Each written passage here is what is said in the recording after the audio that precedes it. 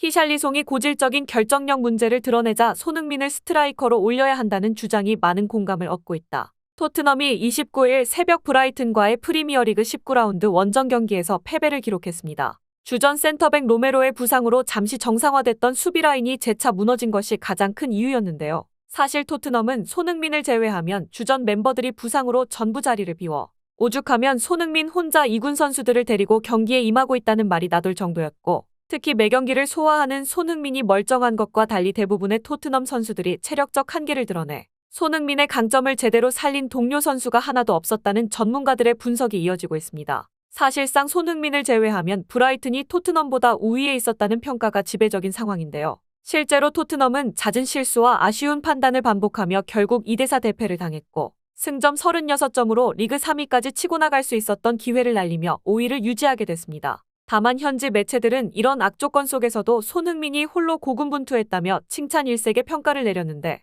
토트넘에서 유일하게 빛났던 선수는 손흥민이었다. 모든 선수들이 삐걱대며 불협화음을 내는 와중에도 손흥민은 지치지도 않는 듯 끊임없이 상대 수비진의 뒷공간을 파고들었다. 만약 그의 움직임을 캐치하고 침투 패스를 넣어줄 동료 선수가 한 명만 있었어도 승점 3점을 챙긴 팀은 브라이튼이 아니라 토트넘이었을 것이다. 라며 손흥민을 제외하면 모든 선수가 2부 리그 수준이었다는 비판을 쏟아냈습니다. 또한 평소 동료들을 칭찬하는 걸로 유명한 손흥민도 이례적으로 쓴소리를 내뱉었는데, 그는 경기 후 인터뷰에서 매우 실망스러운 경기력이었고 우리가 원하는 수준의 플레이 근처에도 가지 못했다. 무기력했던 전반전과 후반전 초반에 대해 모두가 반성하고 교훈을 얻어야 한다. 우리의 압박은 좋았지만 수많은 기회들을 결국 마무리하지 못했다. 브라이튼이 우리보다 더 치명적이었고 페널티킥을 내준 것도 굉장히 큰 문제였다. 페널티 상황에서 더 집중해야 하며 실수가 반복되는 걸 경계해야 한다. 프리미어리그의 모든 팀은 강하다. 우리가 마지막 15분간 뛴 것처럼 플레이하지 않는다면 앞으로 절대 승점을 챙길 수 없을 것이다.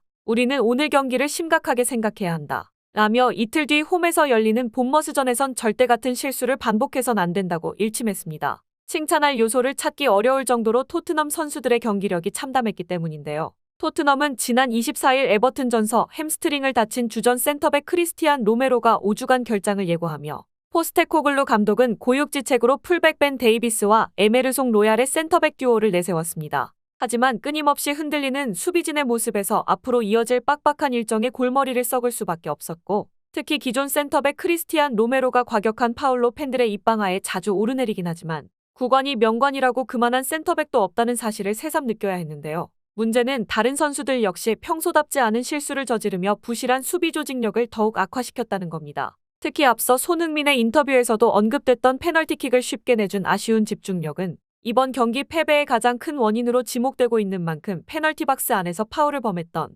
클루셉스키와 로셀소는 비판의 강도가 다른 선수들과 비교를 거부할 정도였는데요. 클루셉스키는 코너킥 이후 문전 앞에서 볼과 상관없이 데니 웰백의 저지를 잡아끌어 허무하게 PK를 내줬으며, 로셀소는 태클이라고 부르기도 애매한 자신감 없는 슬라이딩으로 브라이튼에게 PK를 내줘 0대4로 스코어가 벌어지며 갈길 바쁜 토트넘은 추격의지를 완전히 상실할 수밖에 없었습니다. 다만 이 와중에도 손흥민은 끝까지 포기하지 않고 어떻게든 골을 만들어내려고 발버둥쳤는데요. 결국 손흥민은 문전 앞 흐름볼을 정교한 크로스로 연결해 벨리스의 데뷔골을 돕는 어시스트를 기록하게 됩니다. 이에 전문가들은 토트넘에서 오직 손흥민만이 투지를 불태웠다고 입을 모았는데, 비록 토트넘이 패배를 기록했지만 손흥민의 정신력이 얼마나 대단한지 확실히 알 수 있는 경기였다. 손흥민은 최근 주전 선수들의 대거 이탈로 풀타임을 연달아 소화해 체력적 부담이 가중되고 있음에도 드물게 경기에 나서는 일부 선수들보다 눈에 띄는 활동량을 자랑했다. 특히 대부분의 동료 선수들이 포기한 게 눈에 보일 정도로 의욕이 느껴지지 않는 와중에도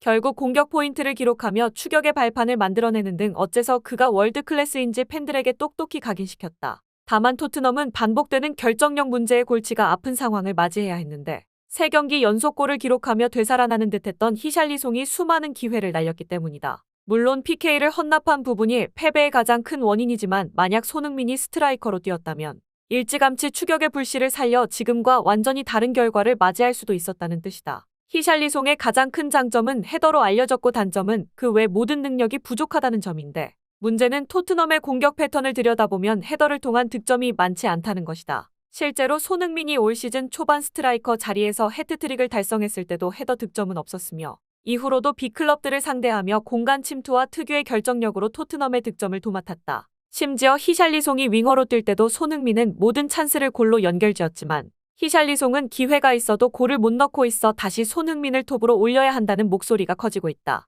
그에 따라 부상으로 자리를 비운 솔로몬과 메디슨이 복귀해서 클루셉스키가 다시 측면으로 돌아간다면 포스테코글루 감독은 손흥민을 다시 스트라이커로 기용할 가능성이 높은 상황이다. 때문에 히샬리송이 스트라이커 자리를 지키려면 손흥민이 없는 1월에 자신의 가치를 증명해야 할 것이다. 하지만 손흥민이 떠먹여준다고 해도 과언이 아닌 지금도 부진한 모습을 보이는 그의 미래를 낙관적으로 평가하는 전문가는 그 어디에서도 찾아볼 수 없는 실정이다. 라며 수비도 득점도 안 되는 토트넘이 결국 시즌 초반의 강력한 모습을 되찾기 위해 손흥민을 스트라이커 자리로 복귀시킬 수밖에 없다고 설명했습니다. 그런데 이러한 주장을 펴며 많은 공감을 얻고 있었던 것은 전문가들 뿐만이 아니었는데요. 최근 손흥민 영입에 열을 올리고 있는 리버풀의 클롭 감독 역시 비슷한 말을 남겨 화제를 모았기 때문입니다. 그는 최근 지역 매체와의 인터뷰를 통해 다음과 같은 주장을 남겼는데 문전 앞에서 손흥민이 얼마나 무서운지는 아마 전 세계에서 내가 가장 잘 알고 있을 것이다. 그는 양발을 자유자재로 활용하는 것도 모자라 논스톱 발리슛과 골키퍼의 키를 넘기는 칩슛 등 스킬적인 면에서도 약점을 찾아볼 수가 없는데 거기에 빠른 발을 통한 드리블 돌파까지 가능해 나는 손흥민에게 볼이 가지 않도록 차단하는 게 그를 막을 수 있는 유일한 해법이라고 결론 내렸다. 실제로 최근 손흥민이 부진했던 경기들을 살펴보면 하나같이 그에게 공이 가지 않는 모습을 보였으며 볼을 받는다 해도 측면에서 뛰는 손흥민이 슈팅을 가져가는 건 아무래도 제한적일 수밖에 없다. 물론 동료 선수가 손흥민만큼 출중한 결정력을 갖췄다면 문제가 되지 않지만 만약 그게 아니라면 손흥민을 스트라이커에 기용해 그가 어떻게든 슈팅할 수 있는 상황을 만들어줘야 한다. 모두가 알다시피 손흥민은 때리면 들어가는 최고의 피니셔이기 때문이다. 실제로 그는 빅클럽들을 상대로 단 한 번의 찬스만 가지고도 수도 없이 경기를 뒤집어왔다. 정답이 정해진 문제에 고민할 필요가 없다는 뜻이다. 라며 손흥민을 스트라이커로 써야 한다고 주장했습니다. 이에 리버풀의 팬들은 클롭 감독이 매일같이 모니터링하며 손흥민을 쓰고 싶어 안달난 모습을 보이고 있는데 이 정도면 손흥민도 이제 그만 져주는 척하면서 리버풀로 와야 된다고 생각한다. 솔직히 클롭만큼 손흥민을 잘 쓸 수 있는 감독은 지구상에 존재하지 않을 것이다. 게다가 현재 리버풀엔 손흥민과 완전히 동일한 롤을 수행하는 살라가 존재하고 있는 만큼 손흥민은 리버풀 선수들과 눈빛만 주고받아도 원래 뛰던 선수처럼 손발이 맞아 들어갈 것이다. 지금 토트넘 선수들의 수준을 보면 손흥민 입장에서도 충분히 흔들릴 수밖에 없을 것이다. 온순하기로 유명한 손흥민이 동료 선수들을 공개적으로 비판한 것만 봐도 알 수 있다. 라며 손흥민이 하루빨리 클롭 감독과 함께 새로운 리버풀을 재건했으면 좋겠다는 반응을 쏟아냈습니다. 반대로 토트넘은 걱정이 한가득일 수밖에 없었는데 손흥민이 톱으로 올라간다고 하더라도 나머지 선수들이 볼을 전달할 수 없으면 아무런 의미가 없고 사실상 하루 쉬고 치러지는 다음 경기에서 극적인 변화가 일어나긴 힘들기 때문인데요. 과연 토트넘이 손흥민을 활용해 위기를 극복할 수 있을지 귀추가 주목되고 있습니다. 이상 오늘은 투데이였습니다.